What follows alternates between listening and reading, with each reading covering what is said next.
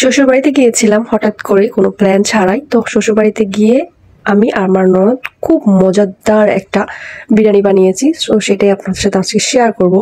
Hello everyone, welcome to my page Monica's lifestyle. তো চলেন বিরিয়ানিটা যেভাবে রেডি করেছি আপনাদেরকে পুরো ভিডিওটা অবশ্যই মনোযোগ দিয়ে দেখতে হবে। তো এখানে আমরা চিকেনটা মেখে নিচ্ছি। এখানে দিচ্ছি বিরিয়ানির মশলা প্লাস টক দই। বিরিয়ানিতে যা যা লাগে সম্পূর্ণ জিনিসগুলো আমরা দিয়ে নিচ্ছি। এটা মরিচের গুঁড়া, সেটা আপনি পরিমাণ মতো আপনি যতটুকু খান সেটাই দিবেন। আমি আসলে বিরিয়ানি রান্নাতে একদম এক্সপার্ট না, বাট আমার ননদ সে খুব বেশি এক্সপার্ট সব কিছুতেই। ওর হাতে আসলে জাদু আছে, ও যা রান্না করে সবকিছুই অনেক পারফেক্ট হয়, প্লাস অনেক বেশি মজা হয়। আর আমি গেলে আমার জন্য সে স্পেশাল কিছু না কিছু বানাবেই। ও ছিল অসুস্থ, বাসায় সবাই অসুস্থ ছিল, তারপরেও সে কষ্ট করে আমার জন্য বিরিয়ানি বানাচ্ছে। বলছে, ভাবি তুমি অনেক দিন পরে আসছো, তোমাকে আমি বিরিয়ানি রান্না করে খাওয়াবো। বাট আমি ওকে ফোর্স করছিলাম যে না, এখন করতে হবে না, কারণ তুমি এখন অনেক অসুস্থ। বাট সে তো নাসুর বান্দা, মানবেই না। সো আমি আসলে অনেক লাকি যে এরকম একটা ননদ পেয়েছি। আর আমার শাশুড়িও আলহামদুলিল্লাহ অনেক ভালো, শ্বশুরও আলহামদুলিল্লাহ অনেক ভালো। বর্তমানে আমি দেখতেছি কিছু পেজে, যারা পেজ ওনার, তারা শ্বশুর শাশুড়ির বদনাম ছাড়া তারা পেজ চালাতেই পারে না, মুখের ফেনা উঠায় ফেলে শ্বশুর শাশুড়ির বদনাম করতে করতে।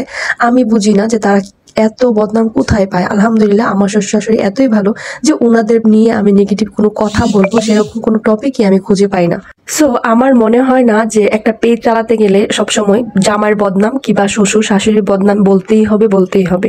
অনেকেই এটা রিয়েলি বলে, আবার অনেকে এটাকে আনসিরিয়াসলি বলে, হয়তো বা এটা জোক হিসাবেও অনেকেই নেয়। বাট আমার কাছে মনে হয় যে না, যারা যাদেরকে আমরা এত সম্মান করি, যারা আমাদের সেই বাপ মার জায়গায়, তাদেরকে নিয়ে আমরা এত নেগেটিভ কথা নাই বা বলি, কারণ আমাদেরও বাবা মা আছে। তো আমি যারা এরকম পেজ ওনারা আছে সারাক্ষণ যারা স্বামীকে নিয়ে কিংবা শাশুড়িকে নিয়ে পেজ চালাতে হলে এরকম বলতে হবে এই ধারণা রাখে, তাদেরকে আমি বলবো যে না, আপনি আপনার নিজের ভালো কাজগুলা দেখান, আমরা এমনিতেই আপনাকে সাপোর্ট করব।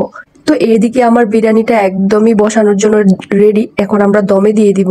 এটা ফুড কালার, আপনি চাইলে দিতে পারেন, না চাইলে না দিতে পারেন, বাট এটা দিলে কালারটা এত সুন্দর আসে, মানে খুবই ভালো লাগে দেখতে। তো এটা আমরা একদম দমে দিয়ে দিব খুব সুন্দরভাবে। আমি আসলে এটা এক্সপেক্ট করি নাই যে ও এত অসুস্থ শরীর নিয়ে আমার জন্য এইভাবে কষ্ট করবে। আমরা দুজনেই রেডি করেছি, বাট আমি আসলে টুকটাক করেছি, ওই সব কিছু করেছে। তো থ্যাংক ইউ সো মাচ এত সুন্দর একটা খাবার আমাকে রান্না করে খাওয়ানোর জন্য। তো এটা ছিল ফ্লেভার, বিরিয়ানির ফ্লেভার। এটা সব সুপার শপ প্লাস মুদির দোকানে পাবেন। এটা অবশ্যই দিবেন, না দিলেও একটা সুন্দর যে স্মেলটা, এটা আসলে আসে না। দেখতেই পারতেছেন বিরিয়ানির ফ্লেভার। সো এটা যে কোনো দোকানে পেয়ে যাবেন।